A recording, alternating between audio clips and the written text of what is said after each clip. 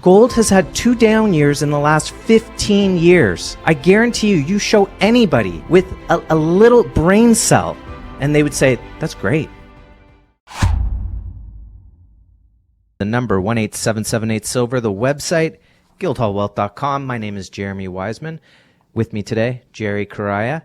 And what a week. There was no week in the metals market. And then as we're taping the show here on Friday, gold's up 3%, silver's up 4%. Our fearless leader, Paul, was saying, oh, isn't that interesting? JP Morgan showed that its results and that it's made some money, and then they let the thumb off the button on gold and silver. We do follow that. We do think that it is a part of it. A finger on the button. Yeah, they have a finger on the button. Nonetheless, gold back up over $1,900. Silver, I think it's gotten back up above $22. Still relatively inexpensive when you think about it. I think that the market got pushed down pretty hard during what they would call selling season, and that things are looking good in the gold and silver market.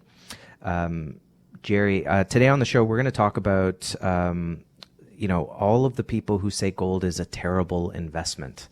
Some certain articles have come out recently, and we just want to tear them apart, tear them down, rip them up, show how inaccurate they are. So stay tuned on that, and you'll be able to argue any advisor that says gold's volatile, or someone who says to you at a dinner party gold is a terrible investment. We're going to arm you with all of the reasons why that just simply is not true.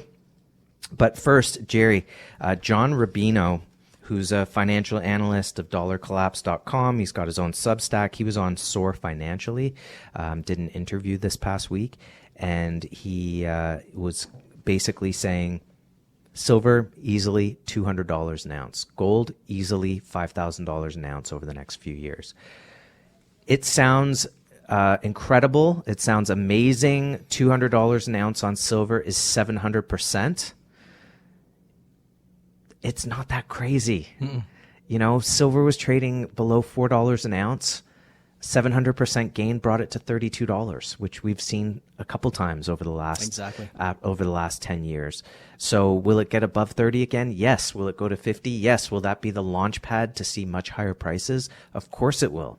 We'll get into the reasons why we believe it's going to get to $200 and gold to go to $5,000. Mm-hmm. Again, not unreasonable at all. I remember in 2006, 2007, gold's trading below $500 an ounce, and you tell people, "Hey, yeah, I think it can go to $1,000." You got waved off as though you had a third eye, as though you had like a fifth ear or something. It was just like, you're crazy.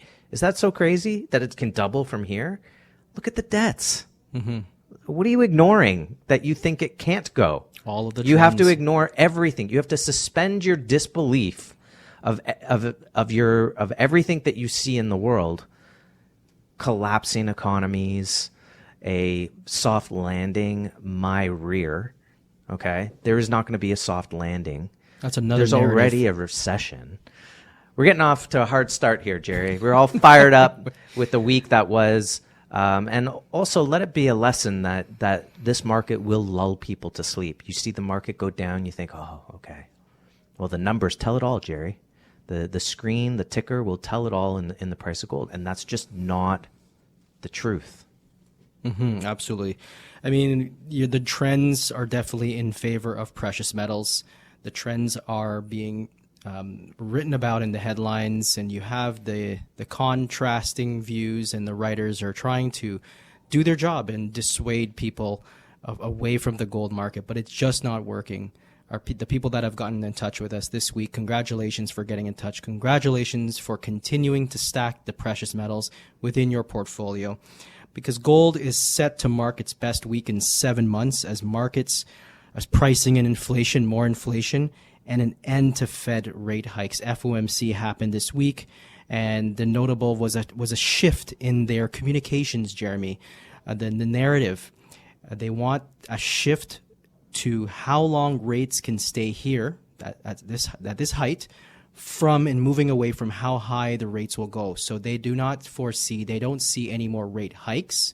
So is that a relief? We'll see, but definitely bearish, and it's causing metals to move up. Gold prices are experiencing a huge peak breakout today, being Friday, best week since mid-March. Yields are going down. U.S. dollar-backed bullion is just being boosted from a range of factors, which is this fall in treasury yields and the dollar, inflation that came out higher. Despite higher data, gold is moving higher.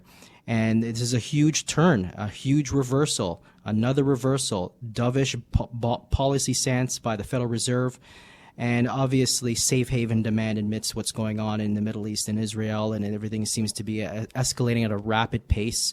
In Iran and Saudi are now meeting at the table. It's just, these are huge nations now meeting, and we have to really filter through what we're seeing. And that's exactly what we do. We have to follow the trends here, very important trends that we're following, and it all leads to higher precious metals prices. The number 18778 silver, the website, guildhallwealth.com. Everything at Guildhall is physical, and you have to go by the motto, if you can't hold it, you don't own it. Now, Jerry, on that note, some people would say, if you don't have it in your direct possession at all times, it's no good. Whereas when you have it, you can't store $100,000 worth of gold in your house. You're not insured for it, and you wouldn't have any ease of liquidity. But you want to have access to that product, and you want to make sure that it is liquid, but that it is yours, that you can go to the vault and personally audit it. I'm giving these characteristics of things that you should have as part of a vault storage, things you want to tick off and know. Because we lost a great gold and silver giant in our industry this week. Yeah, we want to pay our respects to Mr. Jim Sinclair Long, the Mr. Gold of the U.S. He's an advocate of gold as money, a gold market maker, a gold mining company founder, internationally known commenter on the markets. He died of a heart attack last week, and his business associate, Bill Holter, confirmed to GATA he was 82 years old. And now Jim Sinclair, rest in peace. He gave us the 9 storage requirements, Jeremy, a long time ago, which we follow for all of our clients that we offer to our investors. This can be read in our investor kit, so please get in touch for our kit. We have them ready to go. You can come in and have them picked up, or we can mail them out to you. But the 9 storage requirements, this is a very important paper. And for us, Guildhall, if it was just 8 of the 9, we are compromising. We had to bring all 9 requirements, and I'm going to just run through them really quickly for our listeners today. Number one thing when it comes to finding the right storage solution. Number 1, avoid pooled paper and digital gold and opt for fully allocated storage of metals outside of the banking system. Number 1. Number 2, approved refiners, LBMA approved. Number 3, take deliveries. Deliveries are possible if you choose to do so. Number 4, audit. Number 5, fully insured. Number 6, online access or obtain monthly statements. Number 7, you can view your holdings if you wish, either via audit or via video or pictures. Number 8, legal ownership of the bullion holdings remains with the buyer and the client. These bars are now removed out of the system and on to the client's holdings and statement. And number 9, liquidity is the most important thing, right? Ability to sell when needed. You can pick up that phone, speak to Jeremy yourself or Paul, and if you need to sell an ounce or 2 or all of it, you can give us a call and we can help with that and facilitate that sell order. So those are the 9 storage requirements, and I think they're the most important thing when considering storage. Yeah, and if anybody wants to see that document with the requirements, we're happy to send it out. Just go to the website, give us a call at the number 18778 silver, and we can get that out to you. So you can even verify maybe you're currently storing now, and you can judge for yourself if it's cutting the mustard, as they may say. Jerry, you talked a little bit. You briefly mentioned the Middle East and what's happening, and I think with regard to gold and silver, we've often talked about viewing the market through the lens of inflation, obviously currency depreciation and inflation, supply demand, and geopolitical unrest. So it's part of the story. It's not the whole story.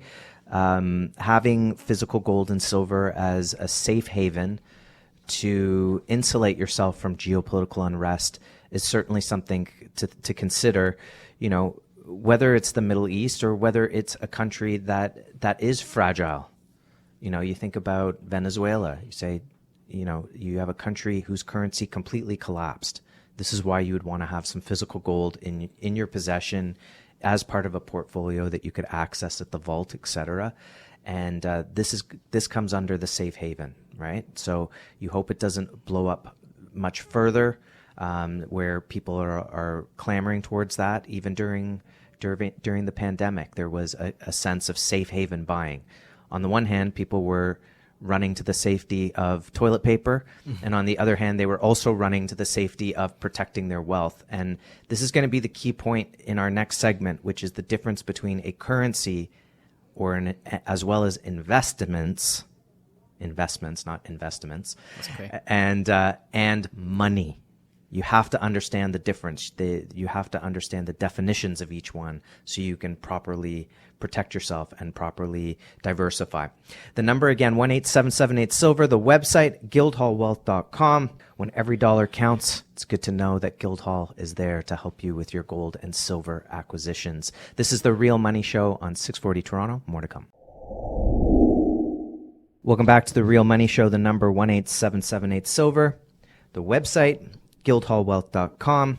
Take that important first step. Get some physical precious metals in your possession. Start small, start slow, get a feel for the market. You want to own maybe a tube of maples, a 10-ounce bar, maybe buy your first ounce of physical gold.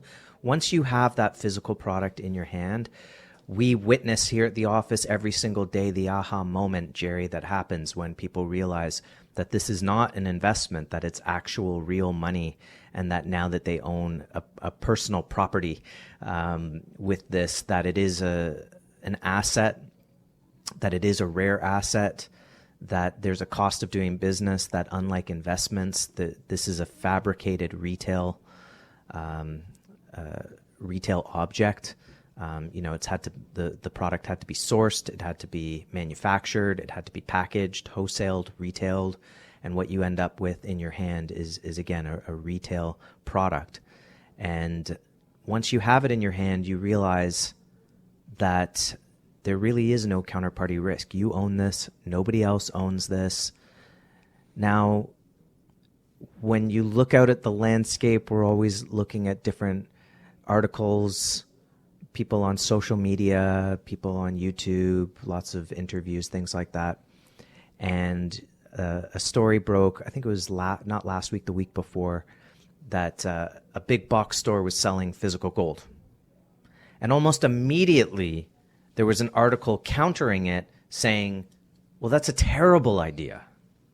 Can you tell us a little bit more about that? Because we're going to talk about some other examples of it. This is just one example of a writer that comes out and says, that's a terrible idea. Yeah, I think it was very, I love the opportunity to address this, but it was an article that we actually loved. We loved the idea of Costco introducing it to us. Get some gold while you're getting your toilet paper, just like you said in the previous. There you go. You can buy some gold at the same time. But on time and on cue, the writers out there are trying to dissuade people from owning a very important wealth-protecting asset. The article wrote, or the headline was, "Why Gold at Costco is a terrible investment and what you should buy instead." So this was an article that came out. Writer was James Royal. He's a PhD.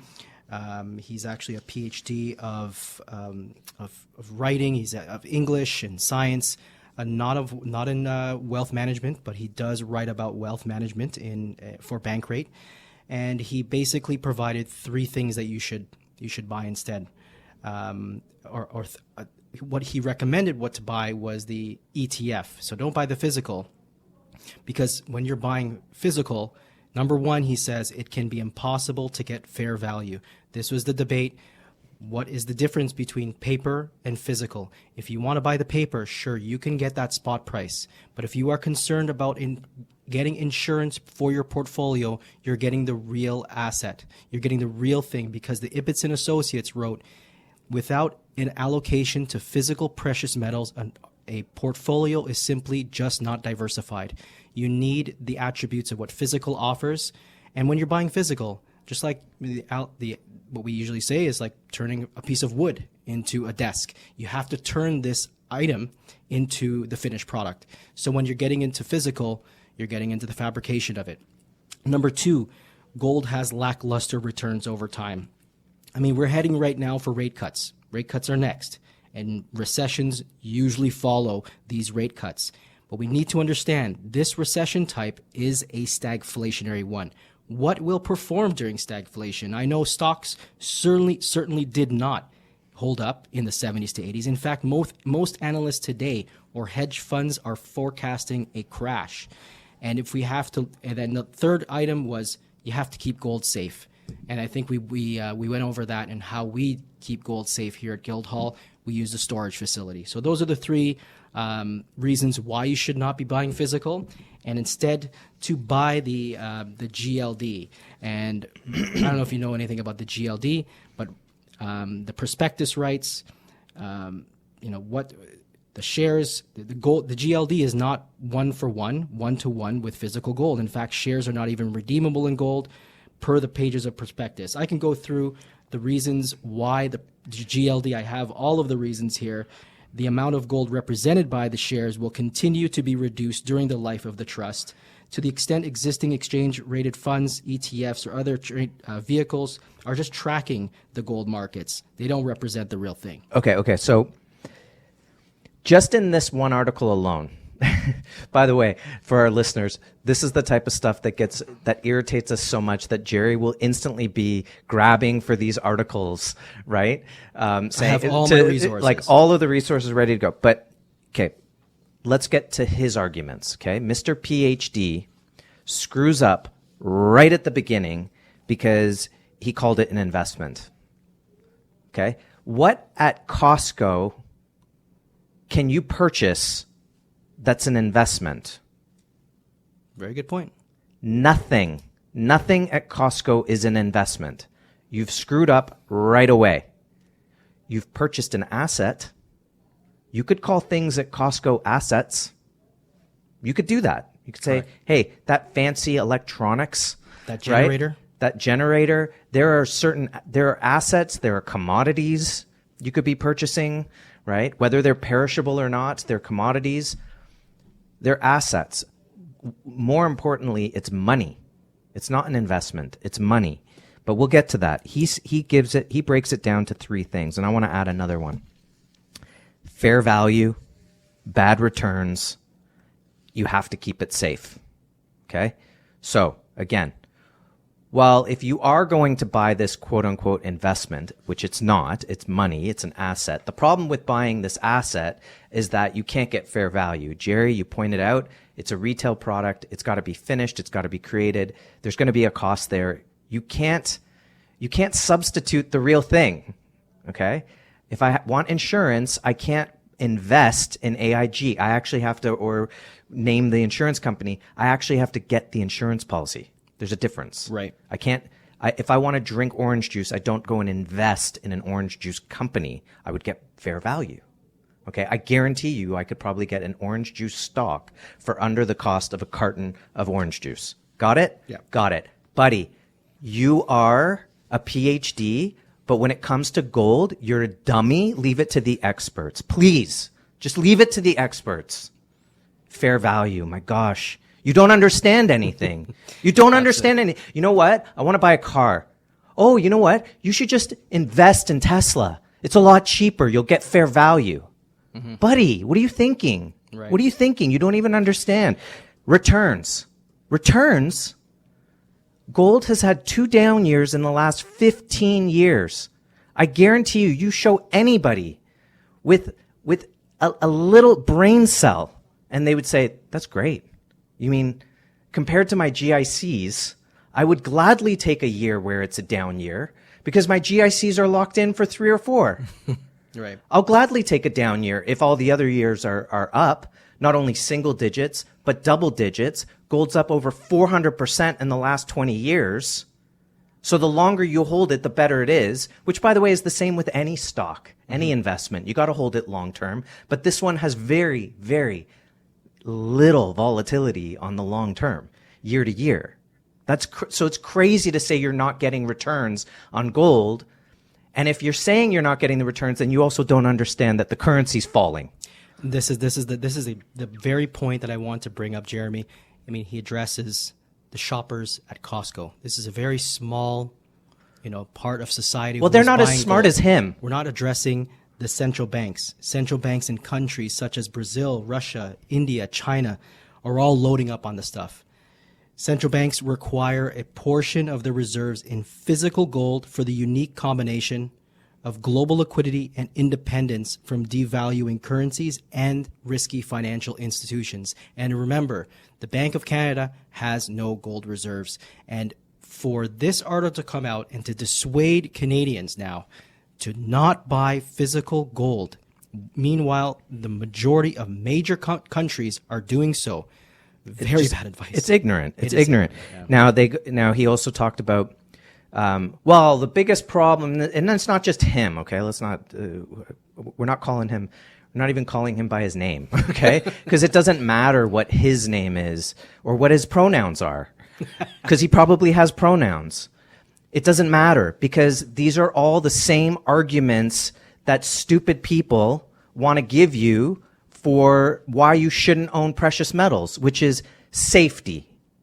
Safety. You got to keep it safe now. You idiot. You just bought something you have to keep safe. Well, you're going to go out and buy a safe. Well, that costs money. Well, there goes your fair value. Oh my gosh. You know what? I have an idea. Let's own nothing and be happy. Yes. Yes. I've heard that before. Why don't I just start eating bugs? Better fair value there. No. Yes, of course you have to keep it safe. It's real money. I buy a bicycle, I have to lock it up. I buy a car, I have to make sure it's in a garage safe somewhere. Right? Of course you have to keep assets safe. Dummy. Now there's ways to do it smart. There's ways to not do it smart. Right? If you're lucky enough to bury it on a property, fine. We once knew someone who put it in their own lake somewhere. So yes, you have to keep it safe. There's ways to keep it safe. They've been keeping gold safe for thousands and thousands of years, okay? Now, Mark Cuban, maybe he thought, I'm not going to own gold. I can't keep it safe. I'm going to own Bitcoin. Well, guess what happened? He kept it on the exchange. Gone. It's stolen. Can't steal gold out of a vault, okay? It's very difficult. You don't get to just drive up to a Brinks vault and say, put your hands up. It doesn't work like that. You can't find a story like that, right? So don't give me now you have to keep it safe. This leads to the third one, Jerry, or the last one, which he doesn't talk about in his article, but's talked about in other places, which is convenience. Well, it's great to own gold, and yes, it's rare, and yes, it's done a good job of protecting wealth over the years, but gosh darn it ain't convenient. You can't walk around with a chest of gold all day. So you need something that's more convenient. You need currency. Well, we've just jumped from argument to argument. Now we're no longer talking about protecting wealth. We're talking about what makes a good currency. Yes, gold has been a currency in the past. Gold does not have to be a currency now, although you could back it. You could have a gold-backed currency, right? So that is protected in the way that governments in the past who've printed the money into oblivion using fiat could be controlled. That's certainly something that I think the BRICS nations are looking into. Absolutely. Feel free to jump in, Jerry. No, you're on a roll, Jeremy. So this idea of convenience starts to move towards this is why you want quote unquote investments that have counterparty risk, because anything that's convenient will give you the sense of fair value and give you the sense of convenience, but it's going to take away all of the benefits, the lack of counterparty risk, the actual ownership of the metal, and what it gives you to actually own something. Exactly. And you know what? You're not going to care about convenience when your dollars are losing purchasing power every 12 hours. And this is what happened in places like Venezuela when your money is just losing its value half a day. So what inconvenience would be, what it would look like, it would be a wheelbarrow full of your cash, worthless toilet paper currency. And this is the entire point. Gold and silver cannot hyperinflate. Gold and silver is your safe haven from currency devaluation. It is your safe haven from runaway governments trying to dissuade you from otherwise. I mean, using broken instruments, broken CPI data, broken jobs data. How many revisions? How many reversals? We're not going to fall for it anymore. People want the real. They want the real money. They want real news. And this is why they're coming to the Real Money Show. They're coming to Guildhall because they're getting the answers to those very questions. How to store it. How to store it safely. Should I buy GLD or the physical? We can answer those questions really simply, and we'll guide you along the way. And it's not always just buy. There are reasons to own own GLD. There are reasons to have some of those other things. Look, physical gold and silver in general, that's our specialty at Guildhall. So give us a call if you have some questions. We'll be able to provide some answers, or at least be able to give you something to think about so that you can help make the best decisions for you and your family. The number 1-877-8-SILVER, the website guildhallwealth.com. It's the Real Money Show on 640 Toronto. More to come. Welcome back to the Real Money Show. The number 1-877-8-SILVER, the website guildhallwealth.com. Jerry, I've calmed down. I took a break. I calmed down. No, that's fine. You got to stay up there. Gold, nice rebound this week. Silver, nice rebound this week. We always knew it was going to happen. Great to see it happen. Still very much undervalued at these levels for the future. I loved that John Rubino this week was talking about $200 an ounce silver. I think that's absolutely possible. Though if you think about that as part of your wealth strategy, having an asset that moves up 700%, that would help a lot. In the past, I've talked about how to get your inflation rebate. An inflation rebate, that means you're losing money to inflation, you're losing money to the devaluing dollar. How do you get it back? At some point here, and it's worked over the years, but at some point here, just like in the 70s, the train will leave the station in gold and silver and will rocket higher. It could be just a revaluation. It could be a very, very quick move higher. It could be people realizing that the government isn't going to save them, and then they realize that the banks aren't going to help them. I had a conversation today with an accountant, Jerry, telling me stories about how people... You know, we know that during the convoy, there were accounts that were frozen, but banks are freezing accounts now for other reasons. Simple lack of one payment, misunderstanding here or there, asking for something that, you know, they're freezing accounts. They're saying, no, this has to be fixed. We're freezing your account. We're taking money out. Unbelievable. Right? Credit card payments, those could get frozen, right? Or credit cards in general. They could call in the loans. They could say, you know what? Next week, your line of credit's going to be $10,000 less, these type of things. So anything can happen in these markets. So we want to protect ourselves. Things are looking good in the gold and silver market, still very much undervalued, but things could rocket higher. So it's good to take a position, start slow, crawl, walk, run, make sure it's physical, call the experts, Guildhall Wealth, own it directly, own it in a depository for ease of liquidity. So maybe when you go on vacation, you know that you have access to it. It's not sitting in your basement when you're out of the country.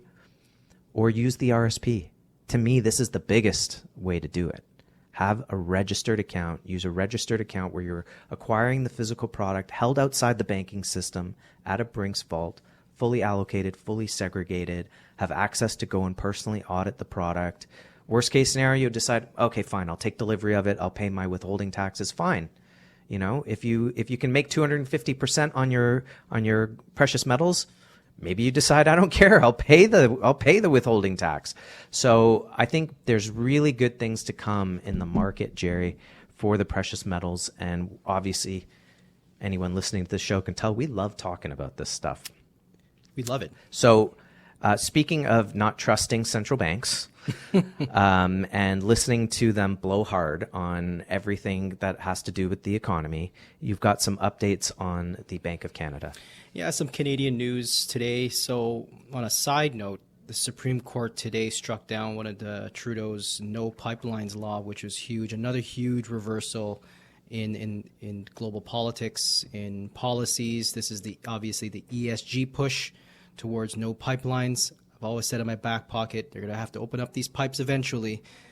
You can't go full solar because that's unsustainable. You're going to have to crank up the Keystone and get the oil flowing. So, I'm liking what I'm seeing, that the Supreme Court struck that down. More Canadian news. The Bank of Canada, the Governor Tiff Macklem spoke today. This is in light of what is coming up. The central bank will be releasing economic projections coming up October 25th. And he mentions to us Canadians that we're not going to be forecasting a serious recession. A serious recession. Not serious to you, or not to me. It could be to you, could be serious.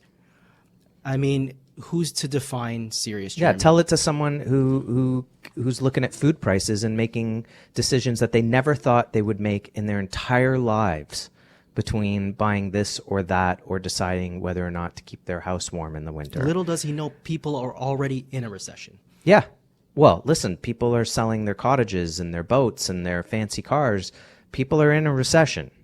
The prices are going up on housing. The prices are going up on food. It's everywhere. It's not just the individual or the consumer, but it's businesses. Mm-hmm. They have to pay more for everything. So their margins are all being squeaked. And to top it all off, the government's answer to all of that? Let's raise taxes. Oh, yes. That's the perfect answer.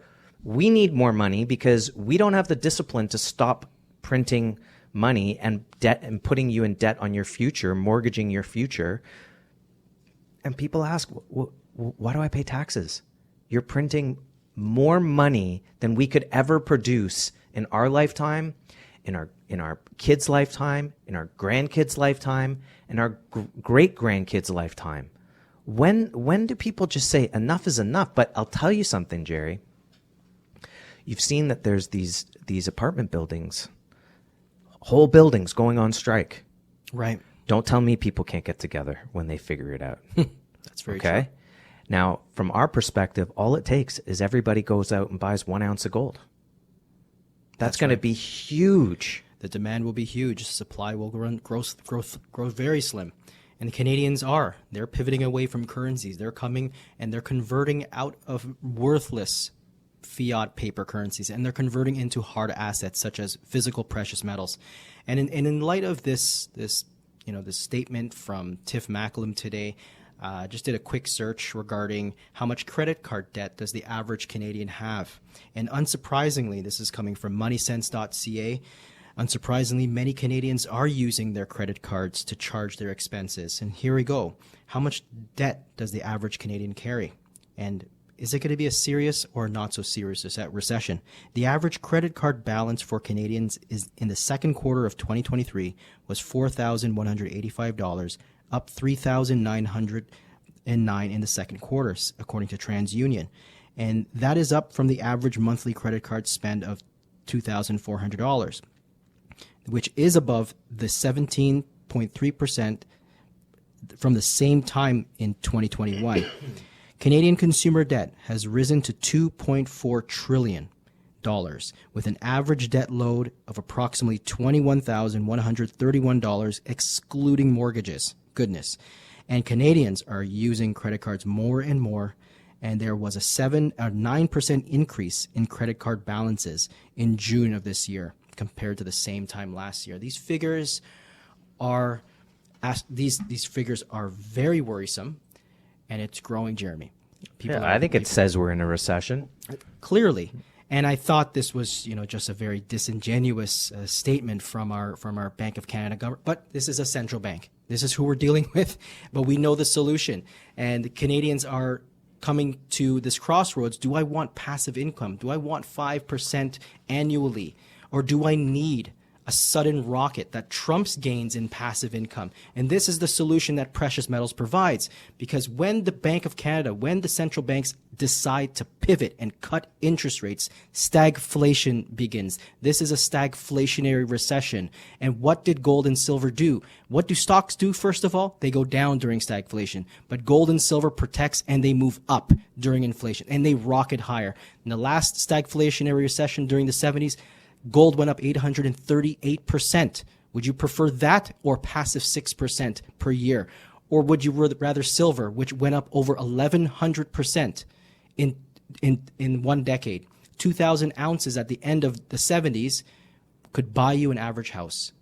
That would bring silver at $800 per ounce where we are today to buy an average home, 1.5 to 1.7 million. If you can get your hands on 2,000 ounces of silver, this is my urge. I want to encourage you to get in touch, get $75,000 somehow, and get yourself 2,000 ounces of silver. The number 18778-SILVER, the website, guildhallwealth.com. It's a Real Money Show on 640 Toronto. Welcome back to the Real Money Show. The number 18778-SILVER, the website, guildhallwealth.com. We've talked about the fact that gold is a terrible investment, number one, but it's not an investment. It's actual money, and it is going to protect you during a recession. Don't pay attention to what the Wizards of Oz are telling you, that everything is okay.